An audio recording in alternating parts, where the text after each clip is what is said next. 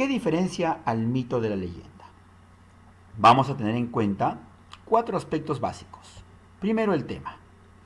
El mito, a pesar de ser tan parecido a la leyenda, principalmente nos habla de historias de dioses, nos habla del origen del hombre, nos habla del origen de la vida.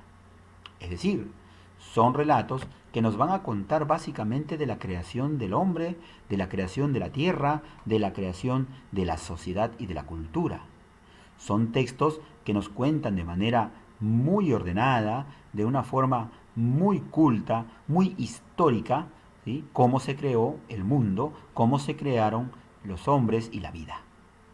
En cambio, la leyenda tiene una historia más sencilla, pues nos habla de costumbres tradicionales, de historias que ocurren comúnmente en el pueblo y que se van a dar de manera maravillosa, sorprendente, misteriosa. He ahí la diferencia. El otro aspecto es en los personajes. El mito tiene como característica de que sus personajes son dioses, ¿no? Dioses, no de repente el que nosotros conocemos de nuestra religión, aunque también podría incluirse, pero también básicamente hablamos de dioses de las culturas muy antiguas, que no solamente era uno, sino era todo un conjunto. Eran pueblos llamados politeístas, es decir, que tenían muchos dioses, y a través de sus historias, a través de sus mitos, eran presentados y compartidos en la comunidad. Pero también están los semidioses, seres que tenían una combinación de poder divino, de origen divino, de hijos de dioses, pero que también entre sus padres estaba un ser humano. Y entonces tenía una, existencia entre la divina y entre la terrenal. Estos seres, asimismo, también eran los llamados sobrenaturales, que no eran necesariamente dioses, que no eran necesariamente humanos, sino más bien eran seres que tenían una combinación terrible de animales, de fieras feroces que azotaban y que también tenían algún tipo de característica sobrenatural, maravillosa, extraordinaria, ¿no? Y que a su vez todos estos interactuaban con los seres humanos, que quiere decir que de alguna manera se relacionaban con el hombre, pero los principales, los protagonistas, eran estos dioses y semidioses. También podemos notar que en la leyenda, para diferenciarlo del mito, ya no son pues necesariamente dioses, sino eran personajes reales, es decir, seres humanos básicamente. Seres humanos pero que tenían algún tipo de característica notable, es decir, que llamaba la atención y que, de acuerdo a las costumbres, se decían que ellos tenían algún tipo de virtud que nadie más poseía.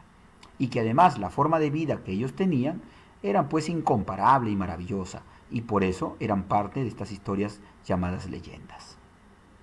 Aquí podemos encontrar en estos seres, personajes reales, a los reyes, podemos encontrar a los emperadores, ¿no? Podemos encontrar también a guerreros. Guerreros, no me refiero al futbolista por si acaso, sino me estoy refiriendo a los combatientes, a los soldados, a los militares. Otro elemento de comparación es el tiempo.